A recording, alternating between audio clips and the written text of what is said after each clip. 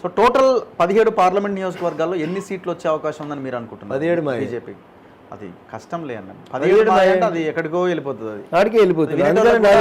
వినేటోళ్ళు కూడా వద్దులే బాబు అంటారు. అవునా? 17 ఎట్లా వస్తాయి? అట్లే మీరు చెప్పండి. గెలుస్తాం, జనం ఓట్లు వేస్తారు, వస్తాయి. జెన్యూన్ రిపోర్ట్ చెప్పండి. హైదరాబాద్లో మాధవిలత కూడా గెలుస్తుంది, నీకేమైనా ఇబ్బందా? అందరు కలిసి అసదుద్దీన్ ఓవైసీని గెలిపిస్తారు, డౌట్ ఏముంది అందులో? చూద్దాం, కాలం చెప్తుంది దానికి సమస్య. సో మీరైతే మెదక్ మీదనే కాన్సన్ట్రేట్ చేస్తున్నారు. అరే అన్న, తెలంగాణ మొత్తం మాదే, ఎందుకు టెన్షన్ పడుతున్నావు? తెలంగాణలో మమ్మల్ని దాటి ఎవడు ఒక అడుగు ముందుకు వేయలేడు, పోడు. మేమే అగ్రగామిగా ఉంటాం. తెలంగాణ గెలిచేది మేమే, దేశంలో గెలిచేది మేమే. ఎందరు ముఖ్యమంత్రులు పెట్టినా 400 గెలిచేది మేమే. ఆఖరి గాడికే వస్తాం. 6 లేదా 8 సీట్లు ఆ మధ్యలో ఏదో చెప్తున్నారు. ఎవరికే? కొన్ని సర్వేలు రిపోర్ట్. అది కాంగ్రెస్ సీట్లు ఉన్నట్టున్నాయి బహుశా, నువ్వు చెప్తుంది. అంతే కదా మరి. కాంగ్రెస్ అనుకూలంగా ఉన్న పేపర్లు చెప్పిన లెక్కలు చెప్తున్నాను. అదే అంటున్నాను, వాళ్ళకి 8 వచ్చినట్టు మీకు 8 వచ్చినట్టు. నేను అదే చెప్తాను, రావు కదా. Will be the single largest party. 17 మాకే వస్తాయని నాకు విశ్వాసం ఉంది. 1-6 ఏదైనా పోతే మొత్తం మాకే వస్తాయి మిగిలినవి.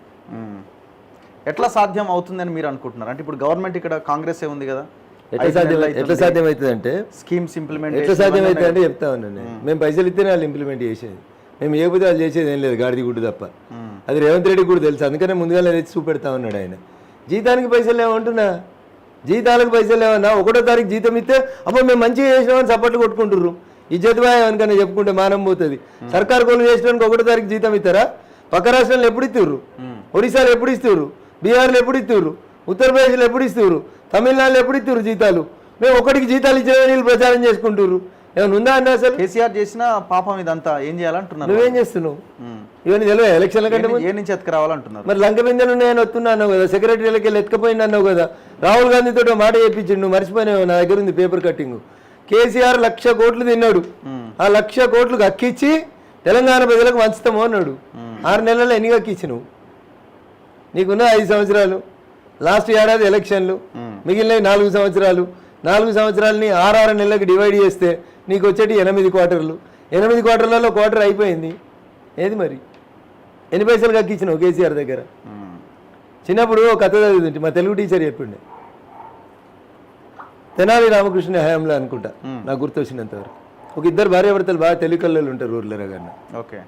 సో వాళ్ళిద్దరికి ఒక ఐడియా వస్తుంది, ఎట్లన్నా ఊరోళ్ళందరినీ మోసం చేసి అర్జెంటుగా డబ్బులు బాగా సంపాదించుకొని మనం ఈ ఊరు నుంచి పక్క ఊరికి ప్రయాణం కావాలని ఒక ఆలోచన చేస్తారు. అందుకని ఊర్లో 50 రూపాయలకు భోజనం పడుతున్నటువంటి సందర్భంలో భార్యాభర్తలు 2 కలిసి అన్ని ఇళ్లలకు పోయి ఈరోజు మధ్యాహ్నం మీకు అందరికీ 10 రూపాయలకే భోజనం పెడతామని మొత్తం ఊరు దగ్గర పైసలు వసూలు చేసుకొని వస్తారు. ఊరోళ్ళందరూ అనుకుంటారు మంచిగా 1 గంటకు పోదాం, ఇలా వంట వారు ఏమొద్దు, 1 గంటకు పోతే 10 రూపాయలకే మొత్తం భోజనం దొరుకుతుందని వీళ్ళంతా రెడీ అయిపోదామని పోతారు. వీళ్ళు వచ్చేస్తారు 1 గంటకి. వీళ్ళు వచ్చే వరకు భార్యాభర్తలు 2 ఒకరినొకరు జుట్టుపట్టి కొట్టుకుంటుంటారు. ఎందుకంటే కూర సరిగా లేదని ఒకరు, ఉప్పు తక్కువైందని ఒకరు, కారం తక్కువైందని వీళ్ళిద్దరే కొట్టుకుంటుంటారు. వచ్చిన వాళ్ళు అర్ధ గంట చూసి ఇక వీళ్ళు పెట్టేటట్లేరని వాళ్ళంతా వాళ్ళు ఇంటికి పోతారట. సో అప్పుడు వసూలైన పైసలు ఎత్తుకొని ఫామ్ హౌస్కి పోతాడంట పెద్ద సార్. అట్లుంటుంది కథ.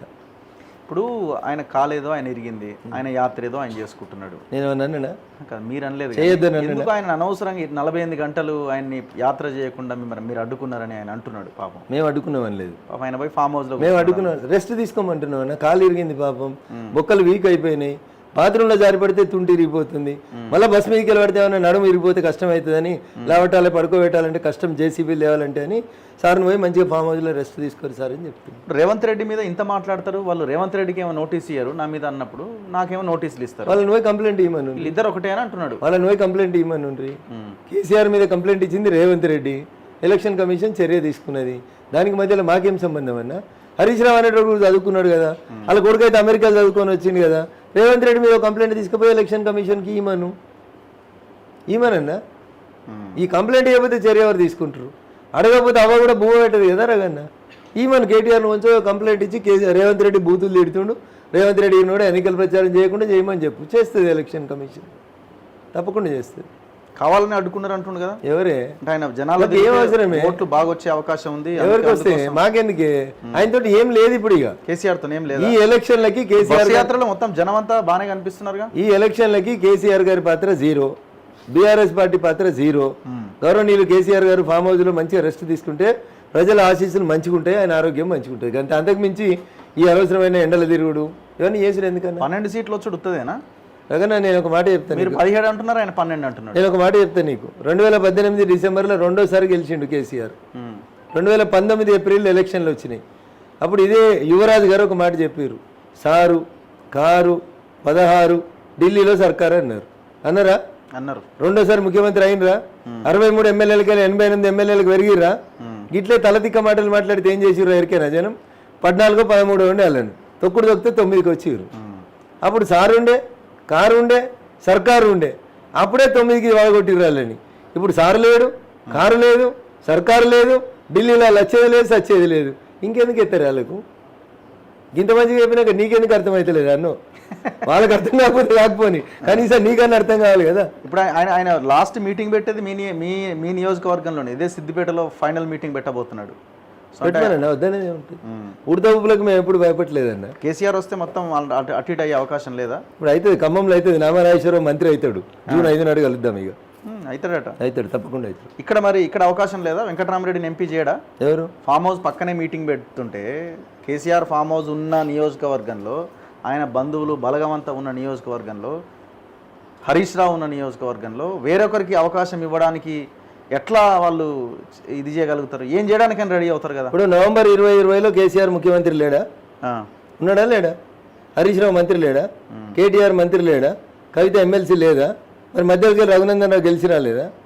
ఆ రోజు ముఖ్యమంత్రి ఉన్నప్పుడే గెలిచి వచ్చింది నేను. ఇలా మాజీ ముఖ్యమంత్రి ఇలాకలు ఆయన ఏం చేస్తాడే నేను? అందుకని ఇవన్నీ 1 1 2 అవుతాయి, 2 2 4 అవుతాయి అనేది ఉండదన్న రాజకీయాల్లో. ఇప్పుడు వాళ్ళ టైం బాగాలేదు, వాళ్ళ జాతకం బాగాలేదు, వాళ్ళ కర్మ బాగాలేదు. చాలా మంది కుటుంబాలు ఉసురు పోసుకుర్రు, వాళ్ళందరూ ఉసురు ఇలా తాకుతుంది.